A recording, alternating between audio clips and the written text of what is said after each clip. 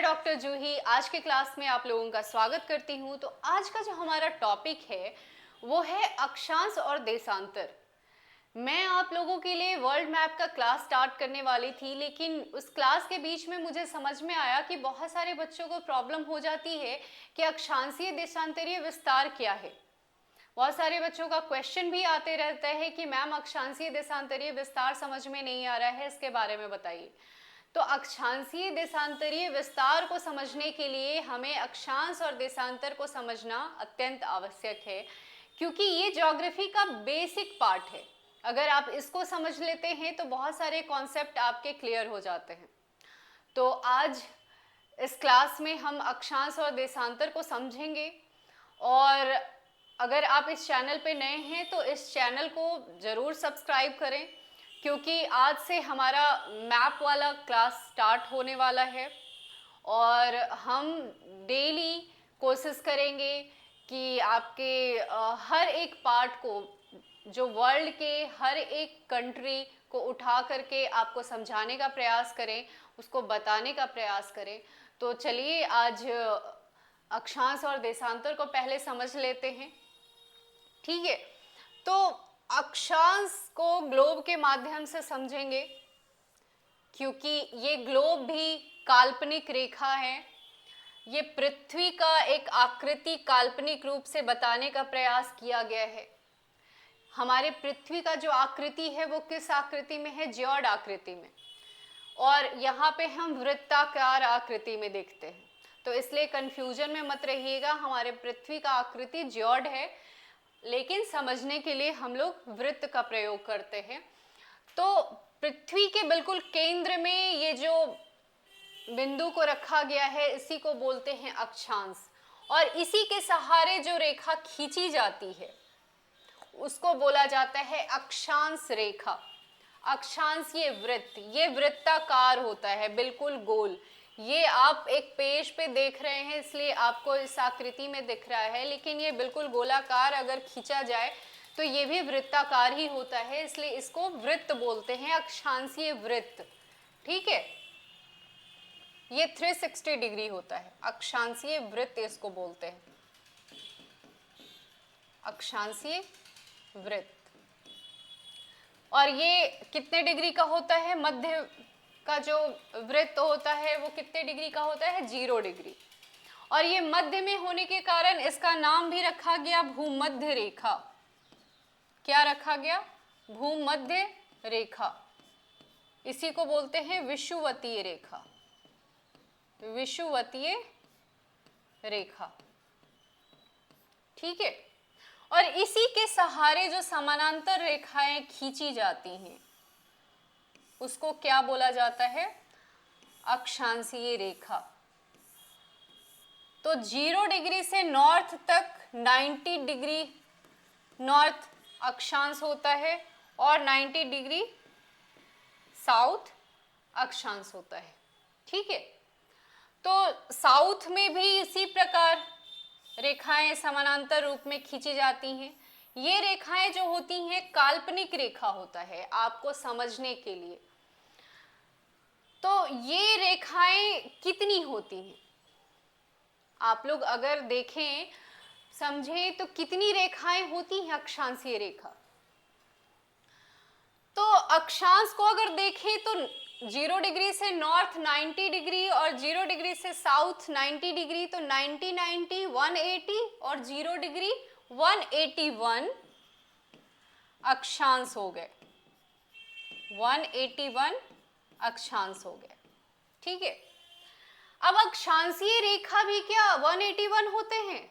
तो नहीं, अक्षांशीय रेखा 179 होते हैं। अक्षांशीय रेखा कितने होते हैं? अक्षांशीय रेखा 179। अब ऐसा क्यों होता है? क्योंकि 90 डिग्री साउथ और 90 डिग्री नॉर्थ में जो भाग है, ये ध्रुव वाला भाग है, ये चपटी होती है, यहाँ पे रेखा नहीं खींची जा सकती। ये 90 डिग्री साउथ में एक बिंदु की आकृति में होता है, यहाँ भी बिंदु की आकृति में होता है, इसलिए यहाँ पे रेखा नहीं खींची जा सकती है, इसीलिए इसकी गिनती रेखा में नहीं की जाती है।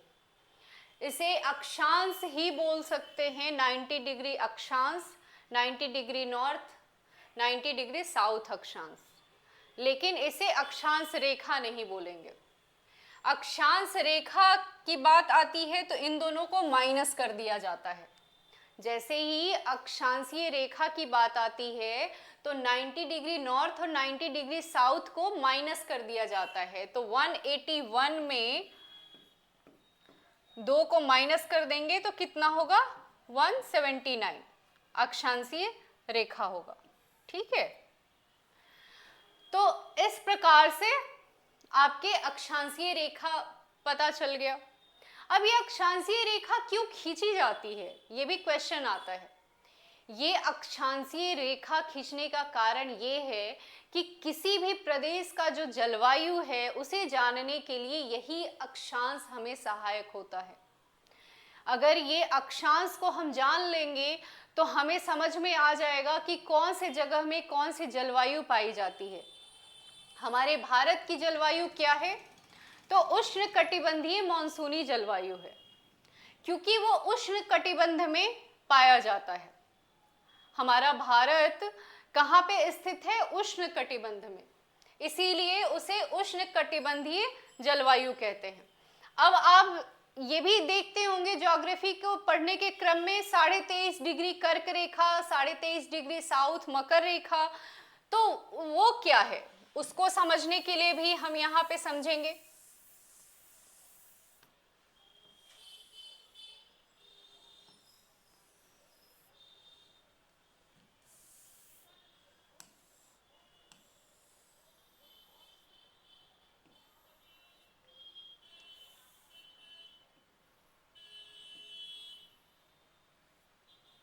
तो ये 0 डिग्री है, यहाँ पे मान लीजिए ये 23.5 डिग्री है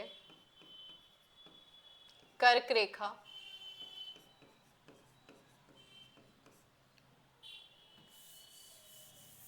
जीरो डिग्री से नॉर्थ में 23.5 डिग्री को बोलते हैं कर्क रेखा, और वहीं अगर साउथ में आ जाएंगे 23.5 डिग्री तो इसे बोलेंगे मकर रेखा। साउथ के 23.5 डिग्री को क्या बोलेंगे, मकर रेखा, और नॉर्थ के 23.5 डिग्री को क्या बोलेंगे, कर्क रेखा। इसे क्या बोलते हैं, tropic of cancer, tropic of cancer, और इसे क्या बोलते हैं, ट्रॉपिक ऑफ कैप्रिकॉर्न। ठीक है, तो ये कर्क रेखा और मकर रेखा है। ये कर्क रेखा और मकर रेखा जो है ये जलवायु विभाजक का कार्य करती है। इसी के माध्यम से हमें पता चलता है कि कहाँ पे कौन सी जलवायु है। तो 0 डिग्री से 23.5 डिग्री नॉर्थ और 23.5 डिग्री साउथ के बीच वाला जो भाग होता है वो कौन सा कटिबंध होता है, उष्ण कटिबंध। जलवायु को बताने वाली जो रेखाएं होती हैं उसे कटिबंध की संज्ञा दी जाती है। तो ये जो 23.5 डिग्री नॉर्थ और 23.5 डिग्री साउथ के बीच वाला जो भाग है उसे क्या बोला जाता है, उष्ण कटिबंध। और यही 23.5 डिग्री से 66.5 डिग्री के बीच वाले भाग को क्या बोलते हैं नॉर्थ में, शीतोष्ण कटिबंध, शीतोष्ण कटिबंध। ठीक है, और 66.5 डिग्री से 90 डिग्री के बीच में जो कटिबंध होता है उसे क्या बोलते हैं, शीत कटिबंध। ठीक है, ये साउथ में भी उष्ण कटिबंधी इसको कहेंगे, क्योंकि नॉर्थ और साउथ दोनों में एक ही जलवायु होगा। यहां भी शीतोष्ण और ये शीत ध्रुव वाले इलाके में 66.5 डिग्री से नॉर्थ 90 डिग्री तक जाएंगे तो शीत कटिबंध होगा। तो इस प्रकार से हम कटिबंध को भी देख लिए। तो इस प्रकार से जो अक्षांश रेखा है वो किसका कार्य करती है? जलवायु विभाजक का कार्य करती है, और इसके माध्यम से हमें जलवायु का पता चलता है कि किस क्षेत्र में कौन सी जलवायु है। तो इस उष्ण कटिबंधीय वाले इलाके में जितने भी देश होंगे वो सब उष्ण कटिबंधीय जलवायु के अंतर्गत ही आएंगे, क्योंकि ये अस्थाई जलवायु माने जाते हैं। ठीक है, इसमें परिवर्तन नहीं होता है, वो अस्थाई होते हैं, हर समय उनका जो टेम्परेचर है, जलवायु है, सब समान होता है। ठीक है, तो इसलिए इस क्षेत्र में उष्ण कटिबंध 23.5 डिग्री के ऊपर जाएंगे तो शीतोष्ण, और 66.5 से ऊपर जाएंगे नॉर्थ तो शीत कटिबंध। तो इस प्रकार से हम अक्षांश को समझ लिए कि ये कैसे हमें जलवायु के बारे में बताता है। ठीक है, तो जलवायु को समझने के लिए हमें अक्षांश को समझना पड़ता है, और यही जो अक्षांश है वो जैसे जैसे आगे बढ़ते जाएंगे तो 1 डिग्री, 2 डिग्री, 3 डिग्री, 4 डिग्री इस तरीके से आगे बढ़ता जाएगा। तो जहाँ पे भी आपके कंट्री का लोकेशन होगा, यहाँ पे अगर रुकता है 1 डिग्री के पास, तो ये जो साउथ वाला इलाका होगा वो 1 डिग्री माना जाएगा। आपका इंडिया का साउथ में कितना डिग्री है? 8 डिग्री, तो 8 डिग्री माना जाता है। ठीक है, तो इस प्रकार से आपका अक्षांश का जो डिग्री है, और इन डिग्री के बीच में कितनी दूरी होती है? 0 से 1 के बीच में, 1 डिग्री के बीच में कितनी दूरी मानी जाती है? 111 किलोमीटर। 111 किलोमीटर की दूरी होती है। ठीक है, ये याद रखेंगे आप लोग, कभी कभी क्वेश्चन में पूछ लिया जाता है। तो अक्षांश रेखाएं इस प्रकार से खींची जाती हैं, तो आप उस पे ध्यान रखेंगे कि 111 किलोमीटर, ये याद रहेगा आपको। कितनी दूरी है? 111 किलोमीटर। तो सभी जगह पे इनकी दूरी जो है वो समान ही होता है। अक्षांश रेखा के बीच की दूरी जो होगा वो समान होगा, उसमें कहीं पे कम और कहीं पे ज़्यादा नहीं हो सकता है। लेकिन देशांतर रेखा में क्या होता है कि ध्रुवों के पास जाते जाते उनकी दूरी में कमी आ जाती है, और विषुवत रेखा के पास सबसे ज़्यादा दूरी होती है। तो अभी हम देशांतरीय रेखा को समझेंगे कि देशांतरीय रेखा क्यों पढ़ना आवश्यक है। ठीक है,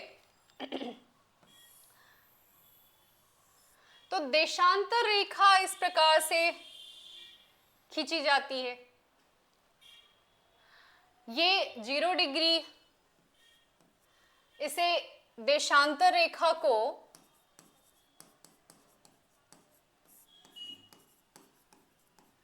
याम्योत्तर रेखा भी बोला जाता है।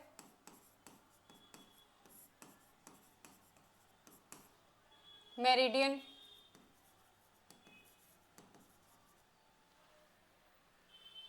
तो देशांतर रेखा को क्या बोलते हैं? याम्योत्तर रेखा। और ये भी एक काल्पनिक रेखा है। इसे पढ़ना क्यों आवश्यक है? क्योंकि इसके माध्यम से हमें समय का ज्ञात होता है, किस प्रकार से समय घटता बढ़ता है उसके बारे में हमें पता चलता है। ठीक है, तो ये वाला जो क्षेत्र हो गया ये पूर्वी देशांतर हो गया। 0 डिग्री से पूर्व में जाएंगे तो ये पूर्वी देशांतर हो गया, और इधर पश्चिमी देशांतर। तो इस पूर्वी देशांतर में ये जितनी भी रेखाएं खींची जाएंगी 0 डिग्री से होकर के ही जाएंगी, और ये पूर्वी देशांतर होगा। इस प्रकार से रेखाएं खींची जाती हैं। तो आप देखेंगे कि विषुवत रेखा के पास ये दूरी बढ़ती जाती है, मतलब, और ध्रुवों के पास जैसे जैसे जाते हैं इनकी दूरी में कमी आ जाती है। तो इसी प्रकार से इधर भी पश्चिमी देशांतर में भी देशांतरीय रेखाएं खींची जाती हैं। ये रेखाएं काल्पनिक होती हैं। ठीक है, तो ये आपकी देशांतर रेखा समय को बताता है। जैसे ही 0 डिग्री से 1 डिग्री के पास आप जाएंगे तो कितना मिनट का अंतर हो जाएगा 4 मिनट का।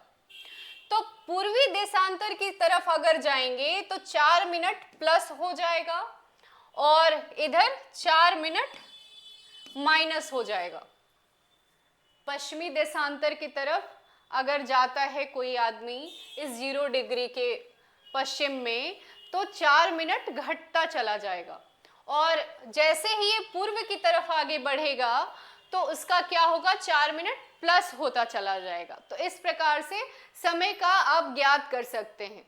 तो इसी प्रकार अगर 0 डिग्री यानी उत्तर के पास देशांतरीय रेखा के पास आपका कहाँ पे खींचा गया है, ग्रीनविच के पास देशांतरीय रेखा जो है आपके पूरे वर्ल्ड में कहाँ पे खींचा गया है।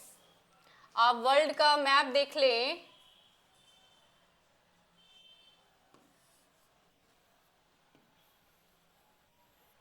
वर्ल्ड का मैप बनाना आप लोगों को आना चाहिए एकदम फास्ट, ताकि कहीं भी एग्जाम में अगर वर्ल्ड मैप बनाना पड़े तो आपको समय ज़्यादा न लगाना पड़े, फटाफट आप बना सकते हैं। यहाँ पे ये ग्रीनविच है, ठीक है। ये क्या है, पैसिफिक ओशन, ये अटलांटिक ओशन,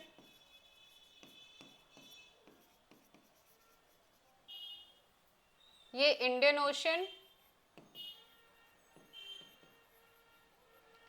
ये भी पैसिफिक ओशन। तो हम बात क्या कर रहे थे, देशांतरीय रेखा की। तो ये ग्रीनविच है, यहीं से आपका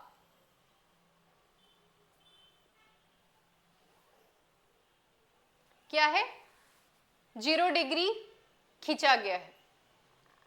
0 डिग्री देशांतर रेखा, प्राइम मेरिडियन रेखा इसको बोलते हैं। यहीं से आपका समय का ज्ञात किया जाता है। अगर ये 0 डिग्री के पास 12 बज रहे हैं तो आपके इंडिया में बराबर ये क्वेश्चन आता है कि आपके इंडिया में कितना बज रहा होगा, तो 5:30 बज रहे होंगे वहाँ पे शाम के। अगर यहाँ पे दोपहर के 12 बज रहे हैं तो 5:30 घंटा वो आगे हो जाएगा। तो इस प्रकार से यहाँ से जैसे ही आगे बढ़ता जाएगा 1 डिग्री, 2 डिग्री, 3 डिग्री, 4 डिग्री, तो क्या होगा, 4 मिनट बढ़ता चला जाएगा, ठीक है। तो यहाँ पे ये मान लो कि ये 0 डिग्री है, तो 18 डिग्री के पास कितना समय बढ़ेगा, आप जोड़ सकते हो कि 1 डिग्री पे कितना मिनट का समय बढ़ रहा है, 4 मिनट। तो 18 डिग्री पे कितना होगा, उसी प्रकार से आप जोड़ सकते हैं। तो 1 घंटा 12 मिनट के करीब आपका 18 डिग्री पे आएगा, क्योंकि 60 मिनट पे आपका 1 घंटा होता है और 18 डिग्री पे 72 होगा। तो इस प्रकार से आप समय को निकाल सकते हैं कि कौन से क्षेत्र में कौन सा समय होगा। ये आपका इंडिया वाला पार्ट है, ये आपका इंडिया वाला पार्ट है। तो आप देखेंगे कि यहां भी बहुत सारी याम्योत्तर रेखाएं खींची गई हैं, लेकिन यहाँ पे समय क्या है, समय बिल्कुल समान है। दिल्ली में अभी समय, अगर इस समय के हिसाब से आपके इंडिया का समय, हर एक क्षेत्र का समय देखा जाए तो हर एक क्षेत्र का समय अलग अलग हो सकता है, लेकिन यहाँ भी आपका एक मानक समय रेखा खींचा गया। उसका कारण ये था क्योंकि एक देश में एक ही समय माना जाए, ताकि जितने भी जगह के ऑफिशियल काम हो सब समय के हिसाब से हो। पता चले कि दिल्ली में समय कुछ हो रहा है, हमारे बिहार में समय कुछ हो रहा है, तो उस हिसाब से आप कहीं भी आने जाने में असुविधा हो सकता है, ऑफिशियल वर्क में असुविधा हो सकता है। तो इस प्रकार से समय में बहुत, यहाँ भी दो